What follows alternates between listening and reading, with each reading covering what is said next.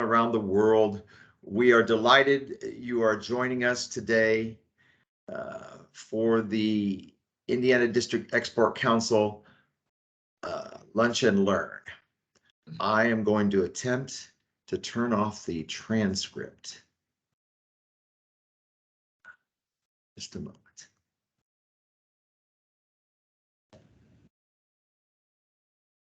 Okay. I think I've turned off the transcriptor. And so thank you very much. Again, this is the Indiana District Export Council Lunch and Learn India webinar. We have a couple of great speakers today. As I said, I'm Mark Cooper, Director of the local U.S. Department of Commerce office in Indianapolis. It's our job to help educate the export community. We do that with our partners, both with my colleagues overseas and with the Indiana District Export Council. I'll be introducing the chair of the Indiana District Export Council in just a moment, but just a brief small commercial about who we are and what we do. We are the frontline trade promotion organization of the United States government.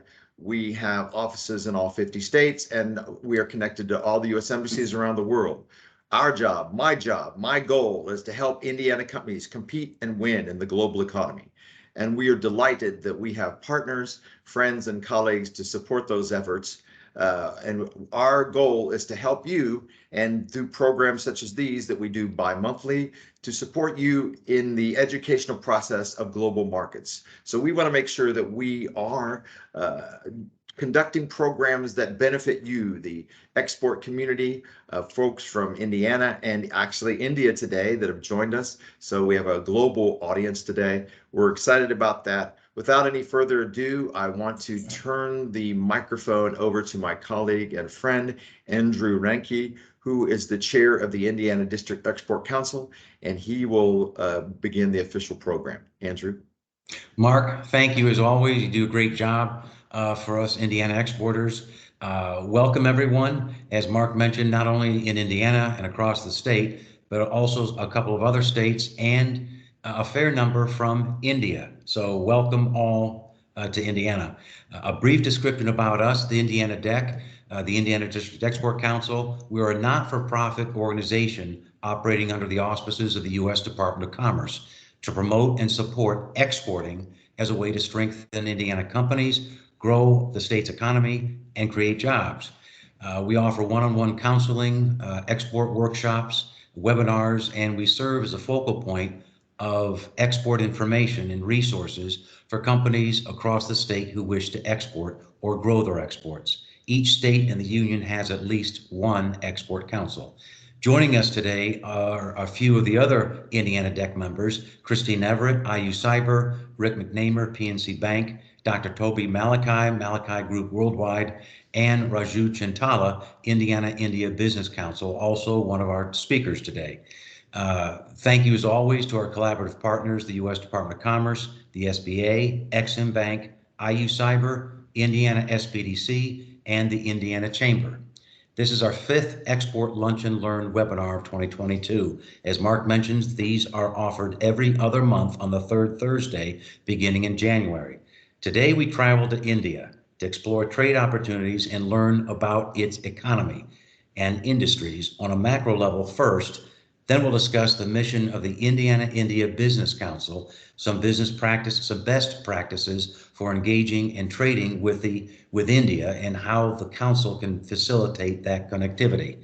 Accordingly, we have 2 speakers, Jeffrey Parrish and Raju Chintala. Jeffrey is the Deputy Senior Commercial Officer for the U.S. Department of Commerce at the U.S. Embassy in New Delhi. Along with his responsibilities managing operations for its 7 offices throughout India, he oversees the U.S. Commercial Services activities in Nepal, Bhutan, Bangladesh, and Sri Lanka. Jeffrey has completed tours at the U.S. consulates in Hong Kong and Mumbai.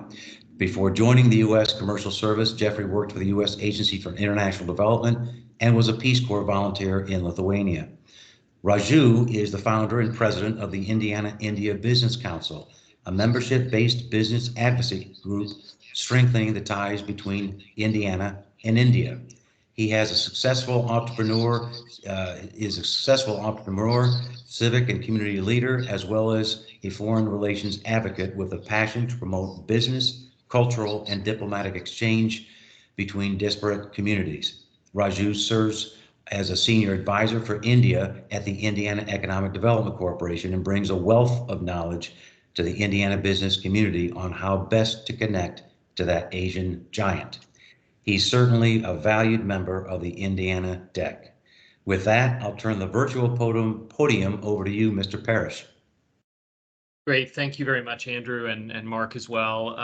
It's a great honor and a pleasure to join all of you here today. And I want to thank you all for taking time out of your very busy schedules to be here as well. And Raju, it's a great pleasure to of course join you as well today.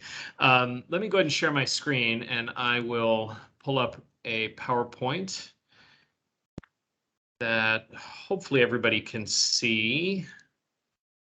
Is everybody seeing this? We can. Okay, great.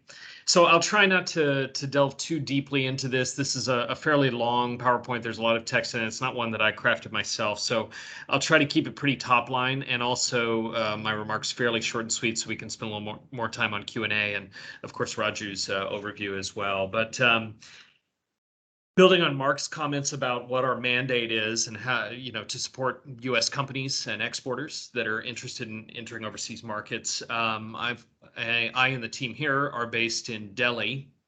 And as you can see, we have offices all over India. In fact, we're the largest operation globally for the U.S. commercial service by number of offices, not by staff. That would be China, but we do have 57 staff across the country, including 11 commercial officers. Obviously, the majority being in Delhi and Mumbai, but we have representation everywhere. And we even have 2 standalone offices, one in Ahmedabad in Gujarat and in Bangalore as well, both in, extremely important commercial hubs for the country. As Mark mentioned and Andrew actually mentioned, we do cover the region as well. That includes Nepal, Sri Lanka, and Bangladesh. Bangladesh has an asterisk by it because we are we're in the process right now of setting up a standalone office there. In fact, we have an officer on the ground as we speak who's getting the ball rolling on that front. Incredibly important market that's growing rapidly, and it's good that we're able to devote more time and energy there.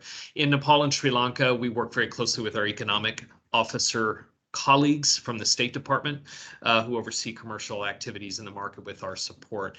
We're also very fortunate to have U.S. Patent and Trademark Office, the U.S. Trade and Development Agency, and Commerce's own Bureau of Industry and Security representatives based with us in Delhi. They all have a regional mandate. I'm happy to go into more detail into what they do and how we work together if needed. But quickly delving into India.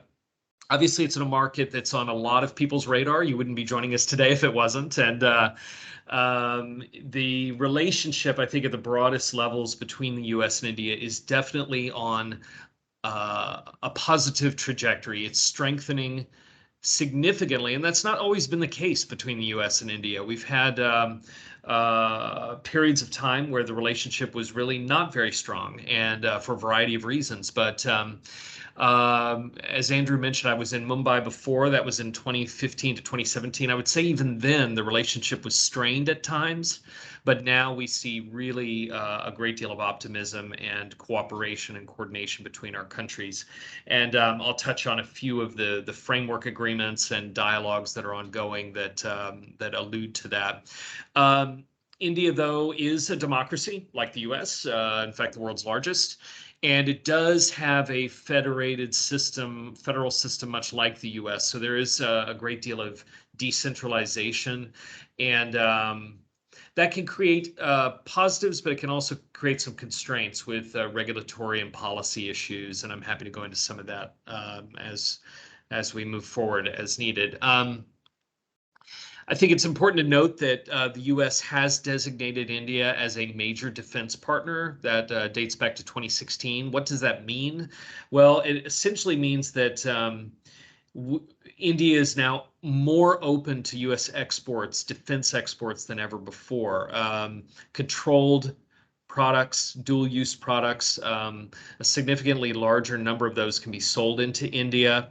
And really, that's driven defense sales from 0 in 2008 to around 20 billion last year.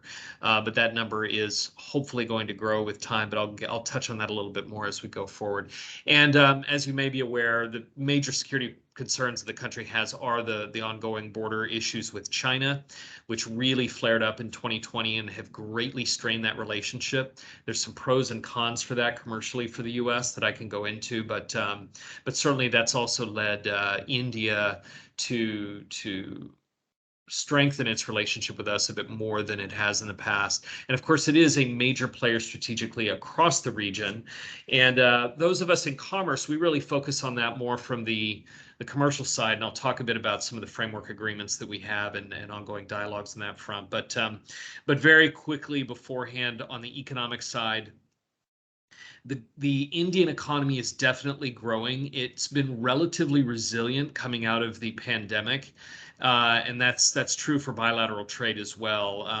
As it notes here, along with being our 9th largest trade partner in goods, the total bilateral trade relationship is at about 160 billion right now. It's up from 120 billion last year. It's a really significant increase, but it was around 146 billion in 2019. So it's made up ground, but it has surpassed that as well. So that's very positive. Now, touching on our bilateral engagement, I think the primary area of focus for us now, and it goes far beyond the borders of India, is what we call the Indo-Pacific Economic Framework. This is really the cornerstone of our strategy across the entire region. And it's an effort by the US and like-minded partners, and there are 13 of them now across Asia, to come together and focus on how we can strengthen commercial engagement, supply chain resiliency, address issues like clean energy, climate change, decarbonization, infrastructure development, etc., across the region, and also focus on tax and anti-corruption issues. It is not a trade agreement, so we're not looking at any binding policy shifts around, reduction of tariff barriers per se, but it is something that India is very heavily engaged in. We had a ministerial just last week in Los Angeles, and we're seeing a lot of enthusiasm from the part of the Indian government to engage with us and the other countries in the region under IPEF. The ministerial level dialogue that the U.S. Department of Commerce leads is the U.S.-India Commercial Dialogue, and in complement to that, what we call the CEO Forum. These have been on hold during the pandemic, but we're hoping over the next few months to host these. These are held jointly or co-chaired by the U.S. Secretary of Commerce and her Indian counterpart. And the CEO Forum, the members were just announced about a month ago, I would say. There are 19 from the U.S. and around 26 from the Indian side. And they really complement that government-to-government engagement by providing the private sector perspective on tariff, non-tariff barriers, market access issues, and what the private sector needs to see to improve the economic landscape for trade. I won't touch as much on the others. I'm happy to answer questions about the 2+2. That's very much focused on strategic policy issues and defense policy issues. The last one was held in April in Washington, D.C. after a bit of a hiatus during the pandemic. And then at the multilateral level, along with IPEF, we have the Quad, the Quadrilateral Strategic Framework, which is the U.S., Japan, Australia, and India.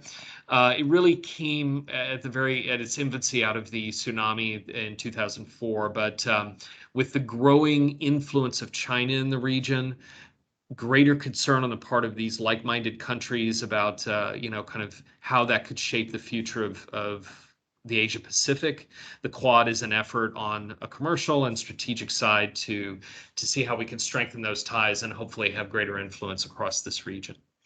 I'm not going to go into a lot of detail on all of these. I would like to highlight that the U.S. Department of Commerce every year issues what we call our country commercial guide. The 2022 iteration of this should be published relatively soon, but the 2021 version is already out there. I'm happy to send links to it. It will touch in great detail on all of these sectors and opportunities for U.S. companies in them, but I will try to give you just a very top line on all of them.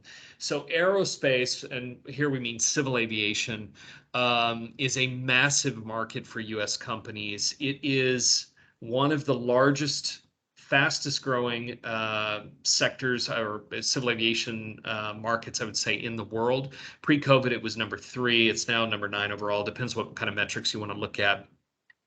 But suffice to say, it's growing at a massive rate. And most of the large aircraft sales, the big deals that are going on globally, predominantly are happening in India right now. Many of those are in the public forum.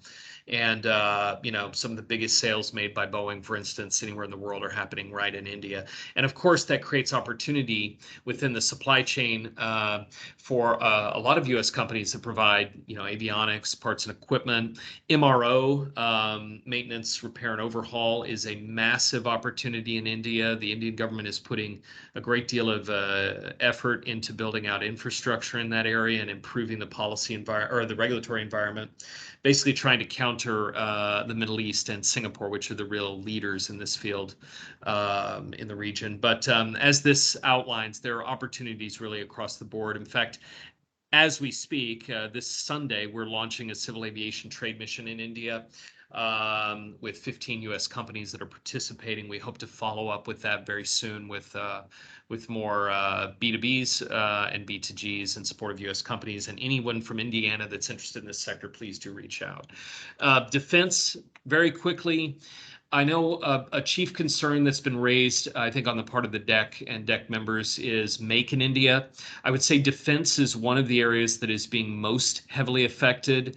There's a very strong emphasis on the part of India to localize and become sort of independent in terms of its defense needs. And what that really means for U.S. companies is there are large opportunities, but you really have to be coming up with a plan to localize some element of production or R&D in India. And again, I'm happy to answer more questions about that. But the big ticket items, we're still seeing a lot of strong deals in favor of U.S. suppliers. And really, I'd like to go back to emphasizing the fact that as of 2008, not that long ago, there were no U.S. defense sales in that market. And now we're being seen as one of the favored suppliers, certainly over Russia. I think our primary competitors now are France, the UK, and Israel. Infrastructure. This is an area where the opportunities for U.S. firms are not really the real big ticket, pouring concrete projects. That's really going to local players. But there are opportunities in consulting, master planning, engineering services, and providing innovative technology solutions in this space. And some of that touches on smart city development. There's a lot of effort in India to build out more efficient road, rail, roll-on, roll-off infrastructure, logistics hubs to make it easier to get product, from port to rail to end consumer more quickly and easily and with better tracking. There's all sorts of opportunities in this space. And over this last year, we've had several successes for U.S. companies across the board at infrastructure, but it's a little bit more at the kind of the niche level. ICT. India is the world's third largest market for ICT, and 13% of India's GDP is generated from this sector alone. The Indian government is putting massive emphasis in building this out. They want to see the sector grow to 1 trillion by 2025. There are concerns, though, in the sector. Data localization, data privacy are issues, cybersecurity as well, but that's actually creating a market opportunity for U.S. companies. India is also one of the largest e-commerce markets in the world, and I would say that's probably the fastest growing subsector under ICT, and definitely an opportunity for U.S. firms. FinTech as well, but that's really being led by digital payments in India, and I believe the second slide goes into that a bit more. And again, I'm happy to go into detail on this. I guess the last thing I'll note, and it ties in with infrastructure, the Indian government is putting significant investment into data center development, as well as hopefully roll out at some point in the coming years 5G. On energy, energy is an interesting sector in India. It's very heavily dominated by coal, about 70%, in fact. Is derived from coal, but there's certainly political will on the part of the Indian government to reduce greenhouse gas emissions, and they're coupling that though with creating less dependence on energy imports and enhancing their energy security. The U.S. has not been a major source of energy exports, but the opportunity here is really more in technologies and products and services. And I would say it's really heavily focused around clean energy. That goes everything from storage to energy storage to solar to hydrogen and smart grid technologies as well. On the environmental tech front, when we speak about environmental tech at the commercial service, we're really talking about water and air. India, as many know, has some of the most polluted cities in the world and the most polluted capital in the world, in Delhi. And air pollution is a major problem. There's a lot of reasons for it that are probably, I don't want to say completely intractable, but movement in this sector is going to be a bit slow. Nonetheless, there are opportunities for U.S. firms in terms of providing filtration systems, innovative technologies around agricultural sector inputs that could reduce the need for crop burning, things like that. And then on the water side, there's a whole host of opportunities around water meters, water quality monitoring systems. There's an effort on the part of the Indian government to basically get rid of all of their existing metering systems and move them all to kind of smart metering systems as well. That ties in not only with energy, but with water as well. So those are all opportunities for U.S. firms. Healthcare, very quickly, the COVID pandemic hit India very hard, and it really emphasized the need for the country to invest in healthcare infrastructure, and we're seeing that happen now. Not only with the growth in the number of public hospitals being developed, but private medical care as well. Indian population growth rate stands at about 1.6% right now, and there's over 100 million people that are designated as elderly. So it's a big market, big opportunities. Some of that is around like medical devices and equipment. I would say that's probably the forefront, but telemedicine, health insurance, these are also areas with burgeoning opportunities for U.S. firms. Education, India is the #2 source of international students to the United States. That's a number that we hope will remain sustained going forward as well. The big focus is certainly on engineering, STEM, but business management, I would say, is #3 in that list. And we're seeing a lot of opportunity not only to promote U.S. academic institutions, and not just with recruiting students, but academic exchanges, research exchanges as well. But online education and ed tech remains a growing opportunity. And I guess tying this back into some of the other sectors, training and skilling for professionals is a big priority.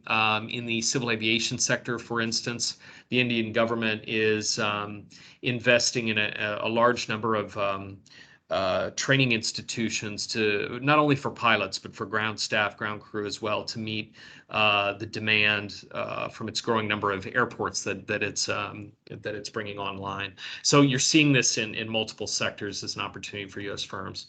Now, quickly on challenges. I touched on Make in India. I'm happy to go into specific questions, but the long and the short of it is, in many sectors, companies that want to compete in the Indian market need to have a plan in place for how they're going to localize some level of manufacturing. That's something that we are constantly in our G2G engagement with India emphasizing will hamper supply chain development. It will reduce their ability to get innovative technologies into the market. quickly, there's a lag period while they're trying to indigenize manufacturing across a range of industries. And we keep telling them, you've got to keep tariff and non-tariff barriers low to allow exports, because a successful exporter in a lot of industries is going to ultimately look at investment for such a large market. But we've seen in several areas where India's drawn a real hard line in the sand and said, no, we simply will not accommodate imports anymore. And if you want to play in this market, and you know it's a large market, you need to be inside making products here. And I could go into some examples of that, but it is an issue. There's also market access issues that really were focused a bit more in China post 2020 that have affected U.S. companies. Toys is a good example, where there's a lot of U.S. manufacturers that make products in China that have been restricted in their ability to export those to India. And we're arguing that these are U.S. companies, and their attitude is, okay, well, move your manufacturing out of China, put it here. And that's a constant engagement that we have with the government, but I want to make people aware of it. It is an issue. Bureaucracy, red tape, of course, are there. There are market access barriers. We spend a lot of time on commercial diplomacy engagement in support of U.S. firms, and we're happy to do that for any of you that are exporting to the market. Regulatory issues, again, I don't want to touch too much on that, but I'm happy to get into specifics if people have questions. Price controls are growing in some areas, notably in the healthcare space for certain medical devices, pharmaceuticals, et cetera. And contract enforcement, it can be an issue. The general rule of thumb is if things end up in the courts, you can expect a very long time horizon for resolution. So it's better to try to resolve things at the B2B level, if at all possible, when there are disputes. IPR, of course, is an issue too, and I'm happy to put anyone in touch with our USPTO attaché based in Delhi if you have specific questions on that front. Tips for success. I know Raju's going to go into this, so I won't touch too much on it, but you must have good partners on the ground. It's a big market. It's a heavily diversified market. Consumer behavior differs widely. Marketing approaches, sales approaches differ widely. Be wary of anyone that offers to be your master distributor and can handle the whole market for you. It's possible, but most of them will need to have partners across the country to address localization needs and really understand the market on the ground. Big opportunities in second and third tier cities. I could talk a bit more about that. It's a bit industry specific, but definitely focus on the long term. Be patient. We do preach the 4 Ps here. Price, there's a lot of price sensitivity. There are also things like price controls to be aware of, the need for very good and reliable partners, and just be very patient in the market. We see some deals, especially large deals. I'm thinking of things like defense infrastructure that can take many, many years to come to fruition. But the opportunities do remain there, and we do remain very bullish on India and see it as a big market for U.S. firms. In fact, in certain areas, it's probably the biggest major opportunities given the maturity of markets like China and Mexico, et cetera. I think I'll leave it there. These are our contact details for our Senior Commercial Officer, Jonathan Heimer, who heads up our operations for South Asia, and of course myself. And I'm happy to put you in touch with any of our 56 other team members that can help you with any industry-specific questions you may have. With that, let me turn it over to Raju. Good afternoon, good evening. Thanks, Jeffrey. That was a very detailed analysis and also presentation. Learned quite a bit about the industries. So as I said, let me share my presentation here. Before I share the presentation, I would like to play a video. Hope you can hear this. Can you hear that? We can. Okay. So this is a video of India Business Council. The mayor, Ballard, was the first mayor to visit India, Hyderabad in 2010. So it's almost 12 years ago. And both the mayors signed a MOU making Indianapolis and Hyderabad or sister cities in 2010.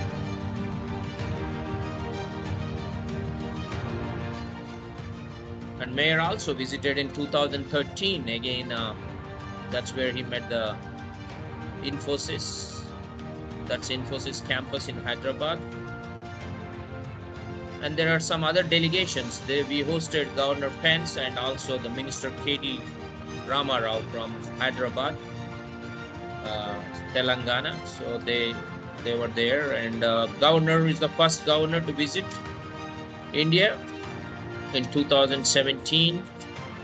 During that time, they signed the Indiana and Karnataka sister states. Mentioned last night that you can't even spell Indiana without starting with India.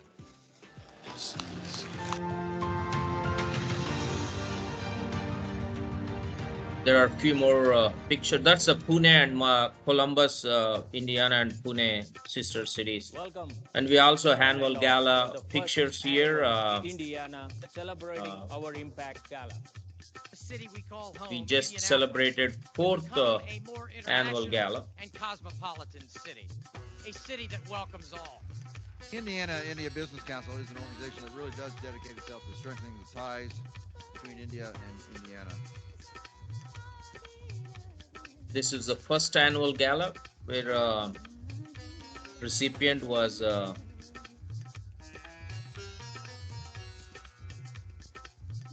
Success is a function Crystal of D. hard Hahn. work, a well thought out plan, a team that is highly motivated to succeed and understands the important drivers that are necessary to create a successful partnership. That's Prime Minister Modi and Governor met in 2019.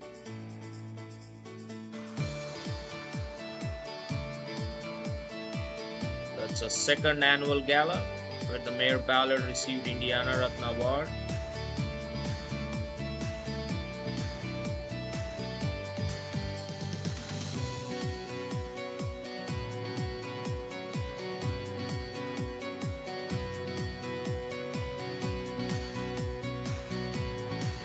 Of course, during the pandemic, we had several. That's an NBA game, first NBA The basketball Indiana game India Business Council welcomes played in you Mumbai.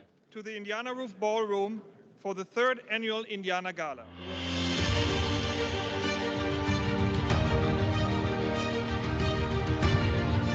Third annual gala, Governor Holcomb and Infosys received the award.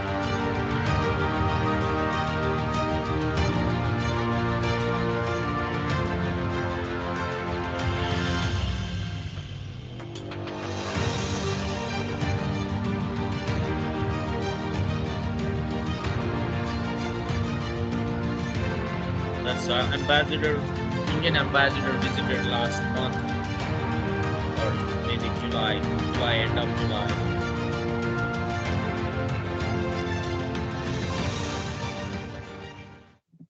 So that's about the pretty summarizing the Indiana India Business Council activities.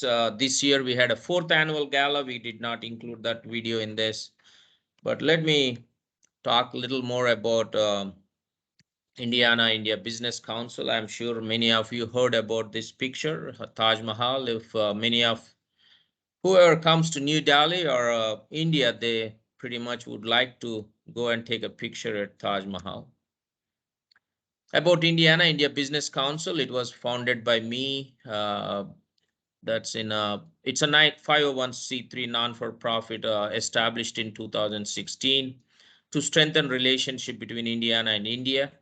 The IIBC responsible for bringing several partnerships to life, one that transcends borders and builds relations, creating strong international ties that lead to vibrant economy. One of the major functions of the IIBC is to collaborate with India-based companies that want to operate in Indiana. And also we help Indiana-based companies that want to expand in India and businesses owned by Indian Americans living in Indiana. So there are three different aspects between Indiana and India. We look at trade as a two-way street or two-way traffic. What's the mission and vision? Mission of IIBC is Indiana India Business Council is a membership-based business advocacy group that provides services to its members and leadership in strengthening economic ties between Indiana and India.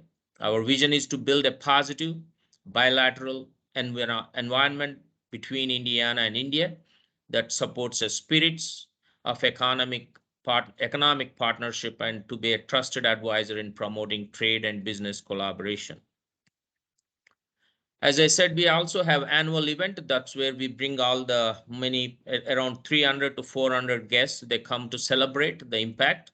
Indiana India Annual Gala is a premier event and presented Indiana Ratna Award, which means Indiana Ratna means it's a jewel of Indiana. And Indiana Ratna is the highest award bestowed by board members of Indiana India Business Council to any individuals who have contributed significantly towards strengthening cultural, educational, political, social, and economic ties, and have helped make a profound impact in both Indiana and India. And those individuals can be from India as well as from Indiana. Many of you know that I am currently in India, so I see this traffic pretty much every day. So it's not every day, but there is a traffic. Just want to bring some quick guidelines, our business culture tips to people who are looking at coming to India to do business. There are many within India. That means there are 29 states within India, and each state has their own language and ethnic and society and cultural and festivals, celebrations, and that can be seen between North and South India. Of course, it's a lot of diversity within India, so the 29 states pretty much they have their own languages. But of course, English is the official language of business, so you don't have to really translate any material into Hindi or Telugu or any other regional languages. Be prepared for meetings to start and finish late and for interruptions to occur on a regular basis. And there is a more formal and hierarchical relationship between managers and staff in India. So mostly they call sir or madam in the hierarchy if they are managers and senior superiors in the hierarchy level. Indians place great value on relationships, take the time to develop contacts and relationships. And Jeffrey mentioned about different aspects into the doing business in Indiana, but those are the few tips that I can add in, but I'll be happy to take more questions if anybody has. Economy is growing. As Jeffrey said, India ranks 5th in the list of world's richest countries with a GDP of 2.2 trillion US dollars. The economy of India has been progressive since past 5 years, and it has a very good relationship with many major countries. And so major countries are India's trade partners. In 2021, especially Indiana and India, Indiana exported 420 million worth of goods to India, while importing 927 million worth of goods from India. So which is almost 1.3 billion trade happened. When I started voluntarily working on between India and India in 2006, it was less than 100 million. Today it's across 1.3 billion. That's very positive about it.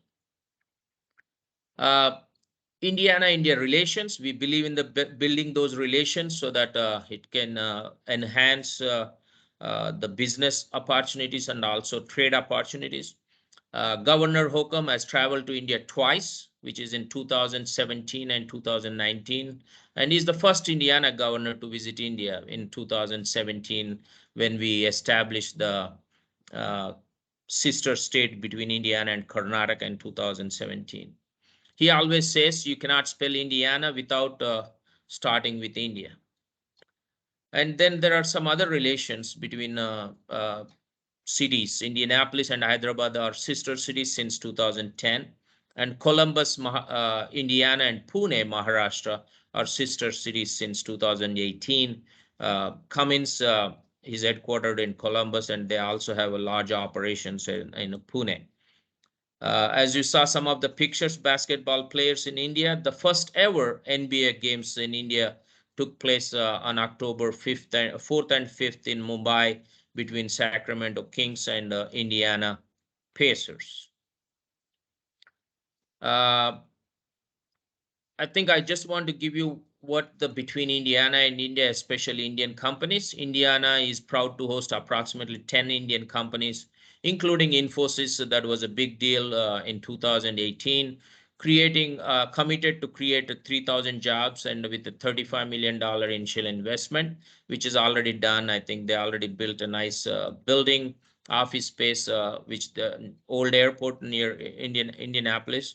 Ultimately, the company plans to build a 245 million, 141-acre campus in several phases in coming years. The phase 1 is already completed.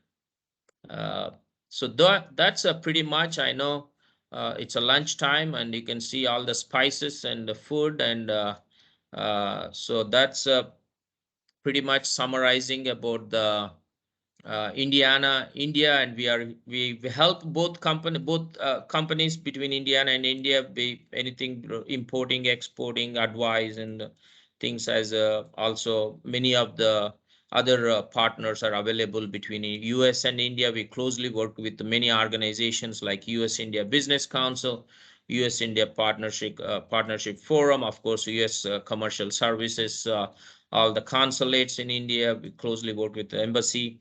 So that summarizes, and happy to take any questions if you have any thing to.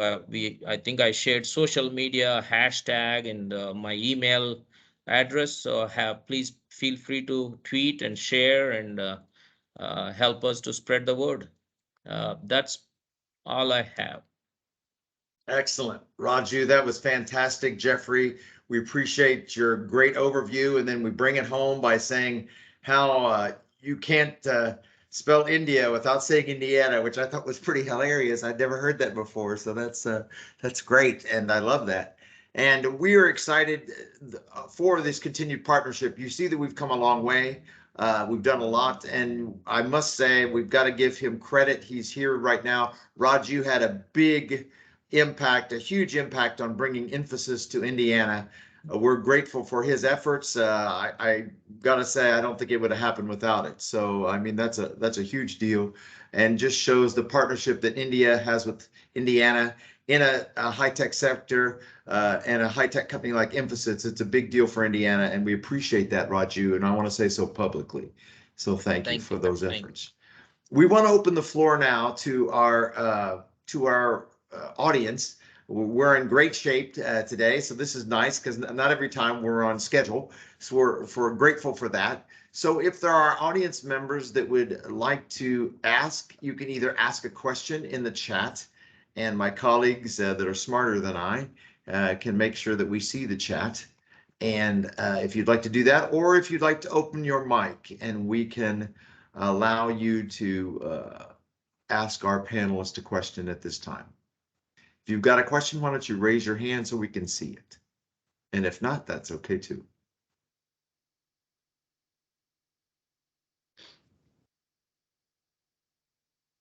Give it a couple of seconds. So in the, while we're waiting, I have a question for Jeffrey.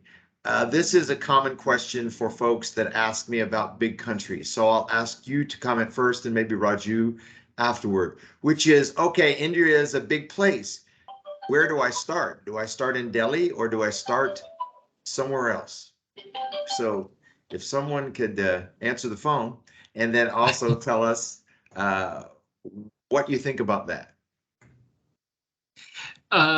Yes, so India is a very big place, and I would say most companies do start with visits to Delhi and or Mumbai. I don't think that's necessarily critical. As I briefly alluded to, really a lot of the growth opportunity actually sits in second, third, and fourth tier cities. Not that necessarily those are first points of entry, but depending on your industry and your focus, you may actually find that's where you want to emphasize your efforts early on. There are also other kind of hubs for specific industries here that might take precedence. Bangalore, as some of you may know, is a major IT hub for India. Hyderabad is growing both in that sector and across a range of other areas. Actually, civil aviation I alluded to earlier, I would say Hyderabad is probably becoming one of the focal points in the country. But if you're in a highly regulated market, you do want to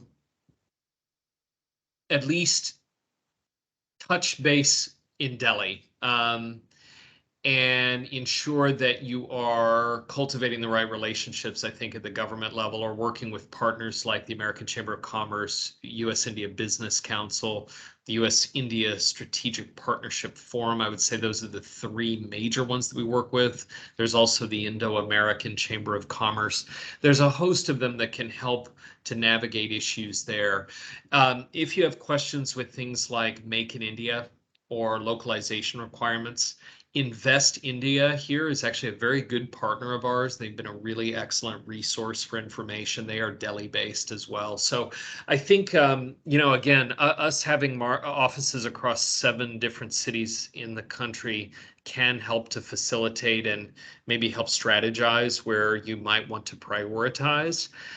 Don't necessarily assume that it's all has to be Delhi, Mumbai to start, though. I hope that's helpful. Great. Raju, any comments to that? I think Jeffrey covered pretty much, but again, it's I would say start from Taj Mahal and take a picture at Taj Mahal, and then you can see from Delhi, and then depends on the industry. Like example, Eli Lilly has a headquarters in New Delhi. Pune, I mean, the Cummins has headquarters in Pune, and some of the IT and life sciences companies, they have chosen headquarters Bangalore and Hyderabad. And Allison Transmission went to Chennai, close to Chennai, which is Madras.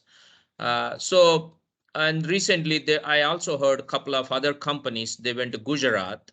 So it all depends on each 29 states, they have their own challenges, opportunities, but also their niche in providing the talent and also industry specific, especially looking at information technology or life sciences or manufacturing or advanced manufacturing, aerospace and defense and education. Of course, Hyderabad is a very highly talented hub for, and you see a lot of colleges creating talent for workforce. Of course, Bangalore is also in that. So Bangalore and Hyderabad, they compete in information technology.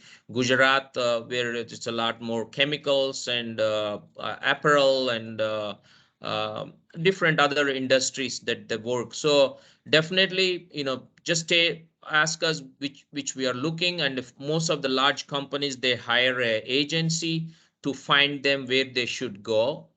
So they give them options of which city. So if I cover, when I'm here, when I'm working for Indiana Economic Development Corporation, when I'm here as a business development, and I cover all major 8 cities. So these all are the 8 cities that are attracting companies from United States: New Delhi, Mumbai, Pune, Ahmedabad, Hyderabad, Bangalore, Chennai. And of course, Andhra Pradesh is also on that list. So, and of course, Kolkata, we don't hear too much, but again, there are some very small companies that have chosen to go to Kolkata. So that's a pretty summarizing on the where to go. Okay, thank you very much. Mark, I've got a question. We talked about in doing business with India and Indian companies, it's also helpful to be introduced on a personal level, and that who you know. So sometimes that is more important in a culture like India. So is the American Chamber of Commerce, you mentioned that, Jeff, is the American Chambers of Commerce located throughout some of the larger cities, and how effective are they? I know sometimes in certain countries they tend to be less effective, others more. I think they're a good potential partner for companies that are really serious about the Indian market. They are quite an influential organization, very Delhi-centric, I would say, but they have satellite offices throughout the country in all the major cities and even several second and third tier cities. I guess my opinion, the way that I've seen it play out when you look at more like commercial diplomacy issues or market access issues or advocacy that the chambers provide on behalf of companies, some of it comes down to the industry. So AmCham is a great partner, but I've found in some cases USIBC, that's the US India Business Council, can often be, just really focused and targeted at the committee level, the industry committee level in certain areas. And then the US India Strategic Partnership Forum, I know it's a long acronym, USISPF, they're another one that can be really great. And they do complement each other.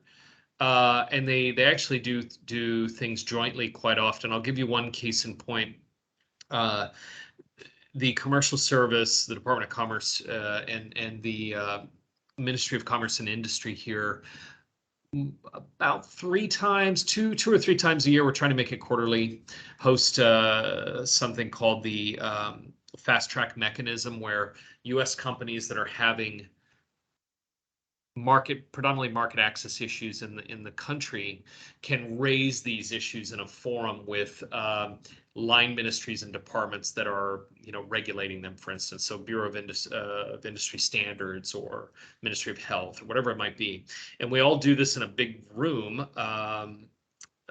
and it's those three entities, IBC, USISPF, and AmCham, that basically collate all of the concerns, questions, and issues that their members have to raise them with the government. And the idea behind this mechanism is that we address the issue immediately in that room and hopefully move the ball so that the company can do business. So you really want to be working with all of them, I guess, is the point there. And then at the industry level, there are a range of other organizations as well. And Raju, I'm sure you could highlight some of them too, but we're happy to point any of your exporters in the right direction that would like to be introduced to any of these organizations. Okay, that's great. Andrew, do you want to tell us about what's going on for our next DEC extravaganza in Lunch and Learn? Sure. On November 17, we are diving into Indiana's ag business.